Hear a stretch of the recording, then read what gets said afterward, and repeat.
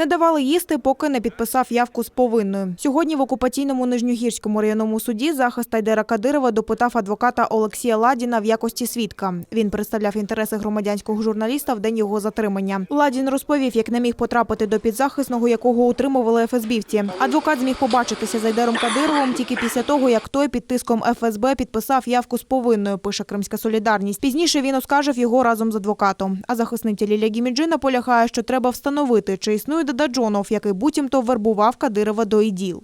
И необходимо с точностью установить обстоятельства, которые могут свидетельствовать о прекращении уголовного дела как в отношении самого Дададжонова, так и в отношении моего подзащитного. А именно, жив ли Дададжонов или уже умер. В ходе одного из допросов один из свидетелей стороны защиты показал, что со слов сотрудников ФСБ Дададжонова уже нет в живых. И это одно из оснований по Уголовно-процессуальному кодексу, когда дело в отношении него должно быть прекращено.